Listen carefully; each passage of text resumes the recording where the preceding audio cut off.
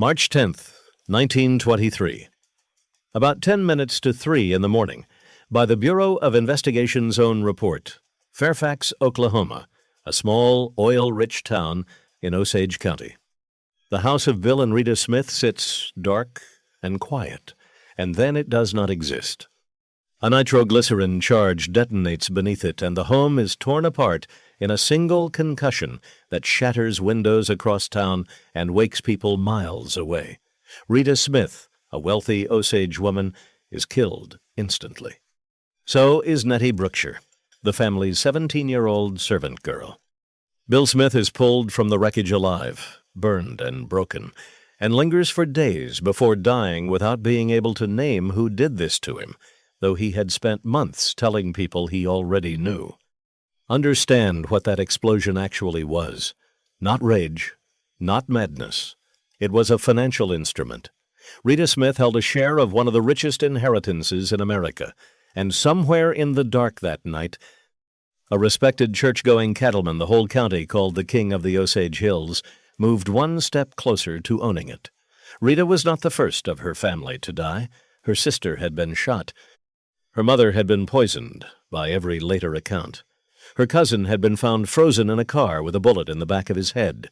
One family, one fortune, one direction of inheritance, and one man, patiently, murdering his way along it. His name was William K. Hale, and you have to understand why this story is unlike any other crime we have ever covered. Hale was not a gangster. He was the opposite of a gangster. He was a pillar. A Texas-born cattleman who arrived in Osage country with nothing, built a ranching empire, funded churches and schools, gave to widows, served as a reserve deputy sheriff, and told everyone he was the best friend the Osage people had. And federal investigators concluded that this beloved civic king designed and ordered the systematic extermination of an Osage family, and stood beside its survivors at the funerals of his own victims. This is the true story behind Killers of the Flower Moon, the 2023 Martin Scorsese film with Robert De Niro as Hale, Leonardo DiCaprio as his nephew Ernest, and Lily Gladstone as Molly. The woman at the center, drawn from David Grann's landmark book. The film shows you the horror.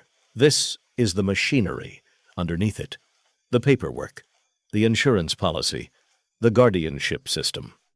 The exact legal architecture that made murdering Osage people not just possible, but profitable. And here is the question that should follow you through this whole story. Everyone knew Fairfax was a small town. The deaths ran in one family, and the benefits ran in one direction, for 5 years. So the real mystery of the Osage reign of terror is not who did it. It is how many people watched it happen and said nothing because the system paid them to look away. To understand the crime, you have to understand the treasure, because no crime in American history was more precisely shaped by its prize. The Osage Nation had been pushed out of Kansas in the 1870s onto land in Oklahoma that everyone considered worthless. Then the earth betrayed everyone's expectations. The rocky land sat on one of the great oil fields in America, and here is the masterstroke that made the tribe rich and then made it hunted. When allotment came in 1906, the Osage agreed to divide the surface land, but they kept the minerals underneath, collectively, held in trust for the tribe. Every enrolled member received one equal share of all mineral income, a share called a head right. As the oil boom exploded after the First World War, the money became almost unimaginable. In 1923 alone, oil revenue to the tribe totaled over $30 million, and the Osage were described as the wealthiest people per capita on Earth. Full-blooded families rode in chauffeured cars, built mansions, sent children to the best schools. And the crucial detail, the one that loaded the gun, was this: a head right could not be bought or sold. It could only be inherited. If you wanted Osage oil money and you were not Osage, there was exactly one road to it. You had to be in the will, and the owner had to die. The government then built the second half of the trap. Congress and the courts, dripping with the racism of the era, decided that many full-blooded Osage were incompetent to manage their own fortunes, and assigned them white guardians, local lawyers, bankers, and businessmen who controlled their spending down to the dollar. Government studies later documented that these guardians skimmed millions from their wards. Think about what this system announced to every ambitious white man in Osage County. These people are rich. The law says their money is really ours to manage, and the only permanent obstacle between their fortune and your pocket is their heartbeat. Into this world, decades earlier, had come William Hale. He worked his way up from a poor cowhand to a cattle baron with vast leased range, banking interests, and political reach across the county. He learned the Osage language and customs, attended the funerals and the dances, loaned money, did favors, and collected obligations the way other men collected land. By the early 20s, in his late 40s, silver, spectacled, and Bible-quoting, Hale was arguably the most powerful private citizen in the county, and he had positioned his family with the patience of a chess opening. His nephew, Ernest Burkhart, a weak-willed young Texan who drove a taxi and ran errands for his uncle, had been steered into courting a full-blooded Osage woman named Molly Kyle. In 1917, Ernest and Molly married. The union looks, from the outside, like a love story, and by many accounts Ernest genuinely loved her, which is the most disturbing sentence in this entire script. Because Molly's family was a concentration of headrights, her mother, Lizzie Q., held multiple shares, her own and those inherited from a dead husband and a daughter, Minnie, who had died in 1918 at 27 of what doctors could only call a peculiar wasting illness. Molly and her sisters, Anna and Rita, stood to inherit all of it. The Bureau of Investigation would later lay out the design in one cold sentence of arithmetic. If Anna died, then Lizzie, then Rita, in that order, every headright would flow down to Molly, and through Molly to Ernest Burkhart, an income the Bureau reckoned at no less than $500,000 a year in 1920s money. Hale had spent 20 years building trust in Osage County. Now the design needed only one thing: for the right people to start dying, in the right order, before the killing began. One more mechanism deserves the full breakdown, because this is the scheme at the heart of everything, and it worked in 5 documented steps. Step 1, the opportunity. Headrights could only move by inheritance, so death was the only transaction available, and Oklahoma probate courts, run by Hale's friends and peers, processed Osage estates with rubber stamps. Step 2, the inside connection. Ernest's marriage put a Hale loyalist inside the target family's home, at its dinner table, in its sick rooms, with legal standing to inherit. Step 3, the execution, staged for deniability. A shooting dressed as a robbery gone wrong, a slow poisoning dressed as illness, in an era when Osage deaths drew shrugs from local doctors and coroners. Contract men, drawn from the outlaws and bootleggers who swarmed the county, kept Hale's own hands clean. Step 4, the money. Each death consolidated shares upward through Lizzie and downward toward Molly, compounding like interest toward that $500,000 annual flow the Bureau later calculated. Step 5, the problem. The design required the deaths to happen in sequence, in one family, in one small town, with one visible beneficiary. It was arithmetic anyone could do. Hale was betting that no one with power would ever bother to do it for dead Osage. For 5 years, that bet paid. They did. On May 22, 1921, Molly's sister, Anna Brown, a divorced woman in her mid-30s with her own full headright, went out for the evening and never came home. About a week later, hunters found her body decomposing in a ravine roughly 3 miles from Fairfax. The local handling of her death tells you everything about what Osage victims could expect. Authorities first wrote it off as accidental alcohol poisoning. Then, as the body was prepared, the scalp slipped and revealed a bullet hole in the back of her skull, which doctors surmised came from a .32 caliber weapon. The autopsy that followed was so crude that the bullet, the single most important piece of evidence, was never recovered at all. The last man seen with Anna that night was Brian Burkhart, Ernest's brother. He was arrested, Hale furnished his bond, and he was acquitted. The case went cold, exactly as designed. 2 months later, in July 1921, Lizzie Q died at Molly and Ernest's home after a long decline. Poison was suspected then and has been concluded since. With her death, her stack of headrights, now swollen by half of Anna's estate, cascaded down toward Molly's household. 2 steps of the sequence, complete in one summer. Then the terror widened, because the Kyle family was the centerpiece but not the whole design, and Osage County had learned how easy this was. In February 1922, a young Osage man named William Stepson died of poisoning, and more poisonings followed. In August 1922, an Osage advocate named Barney McBride traveled to Washington to beg for a federal investigation. He was stabbed to death within days of arriving. In January 1923, more Osage bodies were found, among them Joe Greyhorse and Anna Sanford. By the following summer, the documented count of murdered Osage passed 24, and researchers since, including Gran, argue the true toll ran far higher, hidden inside a wave of convenient wasting illnesses and unexamined deaths across the county. The era has a name among the Osage to this day, the Reign of Terror. Inside the Kyle design, the next name on the sequence was Henry Roan, Molly's cousin, a tall, full-blooded Osage man that Hale publicly called his close friend.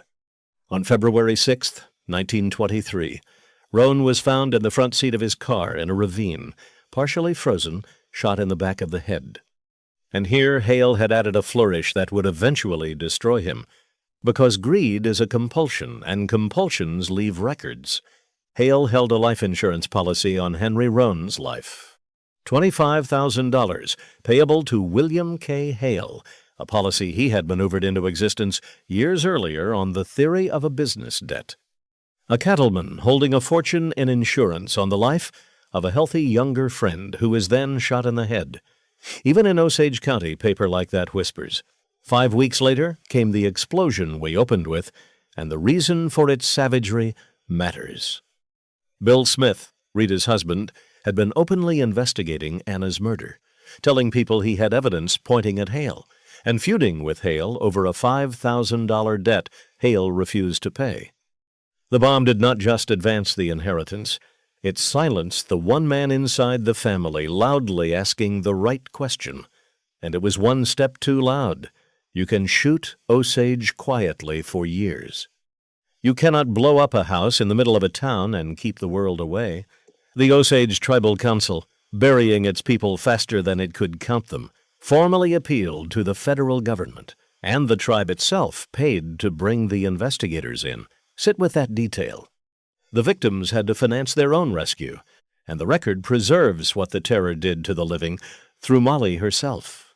She had now buried her mother and all 3 of her sisters, Minnie to illness, Anna to a bullet, Rita to a bomb that shook Molly's own windows.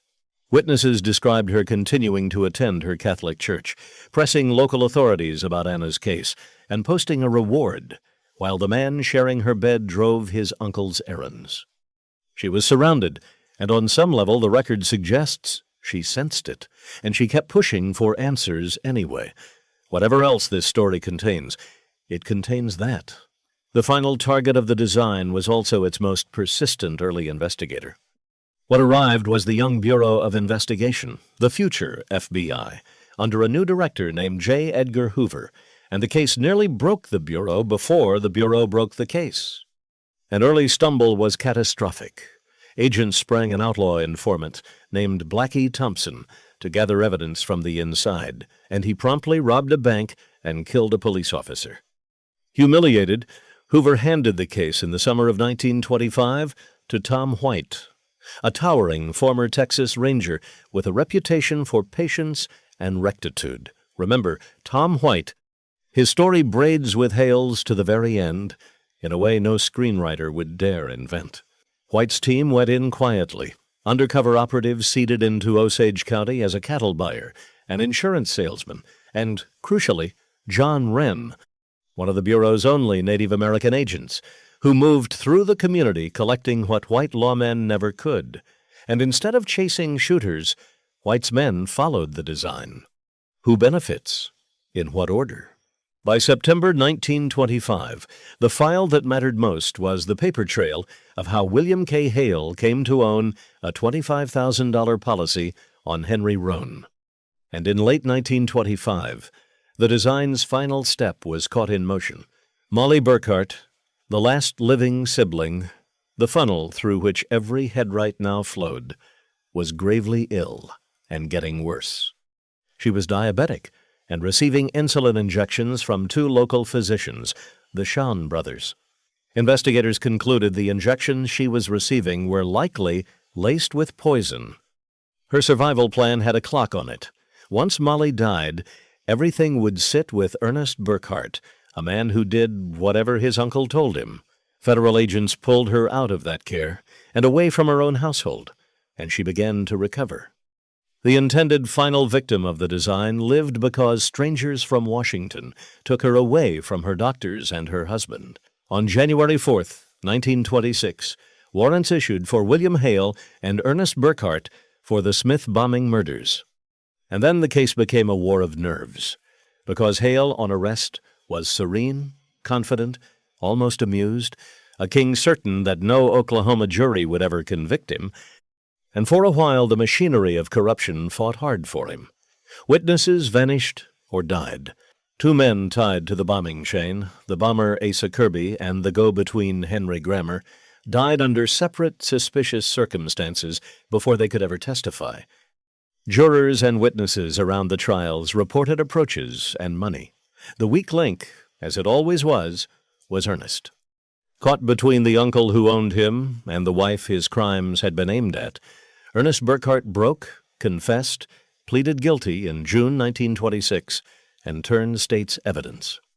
The shooter John Ramsey confessed to killing Henry Roan on Hale's contract. Kelsey Morrison, a small-time criminal, admitted he had murdered Anna Brown at Hale's request and drew a life sentence. And the federal hook that caught the king was jurisdiction. Henry Roan had been killed on restricted Osage land, which made his murder a federal crime, beyond the reach of every county official Hale had ever charmed or bought. The trials ground through hung juries, appeals, and retrials, but the design was in the open now, and it did not let go. By 1929, William K. Hale and John Ramsey were both serving life sentences in the federal penitentiary at Leavenworth for the murder of Henry Roan. The king of the Osage Hills had been brought down not by the bodies, but by the arithmetic, the insurance policy, the order of the deaths, the direction of the money.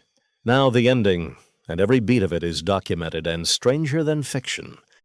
Tom White, the agent who broke the case, later became the warden of Leavenworth itself, which means the king of the Osage Hills served his life sentence in a prison run by the man who caught him, and White insisted Hale be treated like any other inmate. Hale worked the prison pig farm. He never admitted a single killing, not once, to anyone, ever. After 21 years, he was paroled in 1947, with one condition attached that functioned as its own quiet verdict. He was barred from ever returning to Oklahoma. In a letter before his release, he wrote that he had rather live at Gray Horse than any place on earth. Gray Horse is an Osage settlement. The man who murdered his way through an Osage family spent his last years exiled from the only place he considered home, and died in an Arizona nursing home in 1962. Ernest Burkhart was eventually paroled, drifted back, and in 1965 received a full pardon from Oklahoma's governor over the protests of the Osage.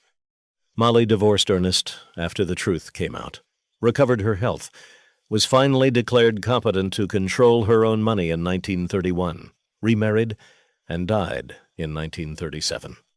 She had lost her mother, 3 sisters, and a cousin to the design, and had been its last scheduled victim.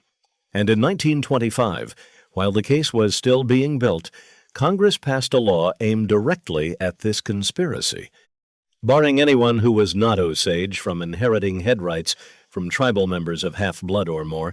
Read that law for what it is. The United States Congress had to legislate specifically against marrying Osage women and murdering their families. That is the size of what Hale revealed. So what does this story actually teach? We cover mobsters on this channel, and mobsters at least have the honesty to operate outside the law. William Hale operated through it. Every murder in this story traveled down legal rails, the allotment rules that made inheritance the only door, the guardianship system that declared the victims incompetent, the probate courts that moved the estates, the bond he posted, the policy he held, the juries he reached for. Hale's true weapon was never nitroglycerin or a .32 caliber pistol. It was the discovery that the law itself had been written with a shape, and the shape pointed at the Osage. The reign of terror ended with a handful of life sentences, a family annihilated, a nation traumatized to this day, and one cattleman in exile dreaming of gray horse. The scariest man we have ever covered on this channel never considered himself a criminal at all. He considered himself the system, working as intended. The horror is how close to right he was. If this story hit you, subscribe. Every week, we dig into a true crime story the movies only began to tell, and the truth is always heavier than the script. Drop a comment. Which case should we investigate next?